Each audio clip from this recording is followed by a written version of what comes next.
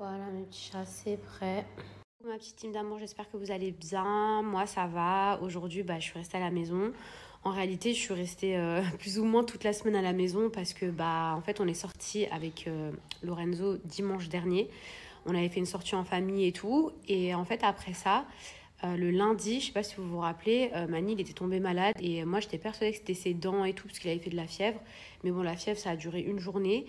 Et ensuite, en fait, il a eu le rhume, il s'est mis à tousser et tout. Donc, c'est vrai que, comparé à la semaine dernière où je l'ai emmené quasiment tous les jours au parc et tout, cette semaine, il est resté à la maison. Donc, on s'est fait quand même une petite sortie hier, hier soir, parce qu'il y avait un gros DJ, ça faisait longtemps, on avait envie de sortir. Mais c'est vrai que cette semaine, ça a été... je l'entends tousser. Ça a été semaine maison.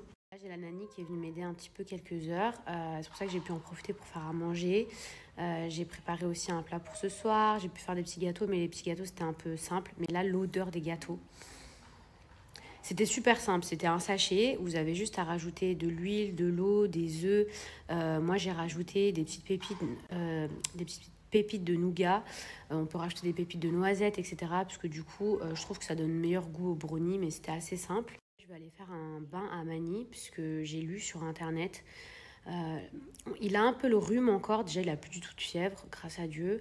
Mais il a encore un peu de tout. Donc, la nuit, ce que je fais, c'est que des fois, je mets des oignons. Je mets des oignons rouges. Ça pue. Ça pue dans la chambre, je vous le dis, dans une petite coupelle près de son lit. Et en fait, ça l'aide à mieux respirer. C'est une technique que j'ai vue et qui marche plus ou moins bien. Donc, c'est ce qu'on va faire ce soir. Donc, bonjour l'odeur. Là, on passe du chocolat qui sent bon dans toute la maison aux oignons bientôt. Et je vais aller lui faire un petit bain parce que j'ai lu que quand il y avait de la vapeur, de l'eau chaude, ça pouvait un petit peu déboucher les bronches. Après, j'ai eu la pédiatre au téléphone qui m'a dit qu'il n'y avait pas grand-chose à faire. Donner le Doliprane là, pour les bébés et faire des lavages de nez. Alors, le lavage de nez au sérum fille, c'est pas le truc que je préfère, surtout que lui, il déteste ça. Mais franchement, les filles, si vous avez l'occasion, vous pouvez regarder sur YouTube. Le pauvre. Vous pouvez regarder sur YouTube. Ça s'appelle donc nettoyage au nez pour bébé au sérum fille. Et croyez-moi, parce que c'est super dur de nettoyer le bébé, le nez des bébés et tout, même s'il y a le truc, l'espèce de pipette là pour aspirer et tout. Bon, ça aussi pareil, ils détestent. Mais le nettoyage, qu'est-ce que ça leur fait du bien ensuite, après, je vous parle pas pendant. Pendant, c'est juste horrible de voir votre bébé qui est pas bien. Mais ensuite, après, en fait, ça nettoie vraiment et votre bébé, il va super bien dormir. Une personne hier qui m'a quand même envoyé un message qui m'a dit, quand je suis sortie, qui m'a dit oui, Mani, déjà, vous savez que la semaine dernière, on est allé au parc tous les jours. Cette semaine, je suis restée vraiment quasiment tous les jours à la maison. Et pour moi, c'est normal parce que mon fils n'était pas forcément bien. Donc, je ne me sentais pas de sortir. Là, ça va un peu mieux. Il a toujours un peu de tout parce qu'en général, c'est ce qui se passe quand on a le nez bouché. Ensuite, après, il y a les espèces de glaires. Donc, déjà, pour moi, tant qu'il n'a plus de fièvre. Mais je veux dire, c'est pas une sortie par semaine. Et encore, je crois la semaine dernière, je n'étais même pas sortie. Donc, je vais dire, je suis aussi une femme avant d'être une maman. Je suis aussi la femme de quelqu'un. On a besoin parfois aussi de se faire un petit resto tous les deux. Et ça ne veut pas dire qu'on n'aime pas notre famille. Il fallait que je vous dise un truc. En plus, trop important, j'ai complètement zappé. J'ai un ami à moi, enfin une connaissance à moi, qui m'a appelé et qui m'a dit ouais Mila, truc de fou, je crois qu'il y a un scammer de Dubaï qui m'a appelé et tout, et je voulais vous en parler. Qui est-ce qui va faire son bain? On installe tout le matos. Bon mes amours, j'ai bientôt fini de faire mon plat. J'ai fait des boulettes kefta, trop bonnes, très facile à faire. Beaucoup plus facile que tagine poulet olive, même si maintenant c'est devenu facile, mais beaucoup plus simple au niveau de la cuisson. Alors, là je suis en train de mettre mes œufs, c'est effet un petit peu œuf miroir, donc je vais attendre que 2-3 minutes. Donc du coup, il faut que je vous raconte mon histoire. Alors, ces personnes-là, je ne pense pas du tout qu'elles sont à Dubaï.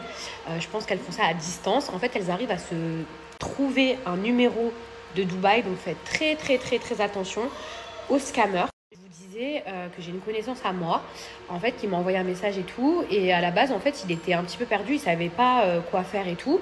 Et en fait, ces gens-là, ces scammers, ils vous appellent avec un numéro de Dubaï. Ils se font passer pour la police de Dubaï. Non mais écoutez, c'est très grave. Ils se font passer pour la police de Dubaï. Ils vous demandent vos informations par rapport à votre numéro de téléphone, un code, etc. Et en fait, eux, comme ils ont l'habitude de faire ça, ben, ils savent très bien que vous allez recevoir un code sur votre téléphone, etc.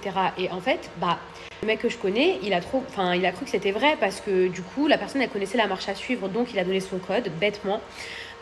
Et ensuite, après, ils ont voulu rentrer carrément dans son compte bancaire où ils lui ont dit ouais tu vas recevoir un code, etc. Et là en fait quand il a reçu le code sur son téléphone, il y a écrit faut jamais donner ce code à personne. Mais lui il se dit bah comme c'est la police et tout, peut-être que... Et puis il y a des gens qui ont cette idée de Dubaï, ah mais à Dubaï on peut pas se faire avoir, ou à Dubaï il n'y a pas de vol, etc. Ces personnes-là, elles sont pas sur le territoire, vous voyez ce que je veux dire? Enfin je pense pas. Mais partout dans le monde, il peut y avoir des gens qui vont essayer de vous arnaquer, donc il faut faire attention. Moi, je sais que, par exemple, j'avais déjà reçu un jour un message sur mon WhatsApp de soi-disant du gouvernement avec la photo du sigle du gouvernement, etc., qui me demandait des infos et tout. Mais franchement, au départ, c'est vrai que je me suis dit, est-ce que c'est vrai, est-ce que c'est faux? J'ai bloqué. Moi, franchement, voilà, j'ai bloqué direct. Et au final, franchement, bah, c'était faux. Donc, il faut faire très attention. Et lui, il a eu un doute quand il avait écrit qu'il fallait jamais divulguer ça. Et en fait, il l'a dit au téléphone. Il a dit non, mais moi, je peux pas vous divulguer ce numéro. Et le mec, il a commencé à s'énerver. Il a dit non, mais moi, je suis la police. Vous allez me donner le numéro et tout. Et donc, il a dit attendez, non, mais moi, je vais appeler la police juste pour qu'elle me confirme. Et en fait, le mec, il a commencé à s'énerver. Donc c'est là où il a vu que c'était fake et la police effectivement lui a dit de faire très très attention. La police de Dubaï directement elle lui a dit que c'était une arnaque et qu'il fallait faire attention. Mais voilà, moi je vous le dis, faites attention que ce soit sur vos numéros, je vous dis, que ce soit sur vos numéros WhatsApp ou directement sur votre ligne, etc. C'est pas parce que vous voyez un numéro de Dubaï que voilà, faut pas communiquer vos codes, etc. etc. Pareil, ceux qui se font passer pour les banques, appelez votre banque directement. Enfin, c'est quand même très grave tout ce qui se passe et on va dire que aujourd'hui il y a de plus en plus de fraudes, il y a de plus en plus de trucs comme ça. On a tous vu le reportage sur Netflix, l'arnaque au président, je vais pas vous faire un dessin. Il y a énormément de gens qui font ça et en fait ils font ça au culot. C'est-à-dire que soit ça passe, soit ça casse. Et ils font ça tous les jours. Ils appellent des gens tous les jours. Donc du coup, après, ils deviennent hyper confiants dans leur discours parce que du coup, ils le connaissent par cœur. Ils savent très très bien les messages, les nanana. Et vous, comme la personne, elle a l'air de vraiment s'y connaître, vous y croyez. Et en fait, par rapport à mon pote, la personne, elle lui a mis un coup de pression. Mais il suffisait qu'il y avait une personne faible au bout du fil ou qui se dit « Ah mince, la police, machin et tout ça ». Et voilà, donc ces gens-là, en fait, ils y vont au culot. Ils se disent soit ça passe, soit ça casse. C'est ça dans la tête des arnaqueurs. Hop, c'est prêt. Regardez-moi cette beauté. En plus, j'aime trop parce qu'avec ces plats, vous voyez, vous pouvez le mettre directement sur la table. Bon, ça dépend si c'est une table en bois ou pas. Mais du coup, hop, je l'ai fait cuire dans mon plat et j'ai juste à servir.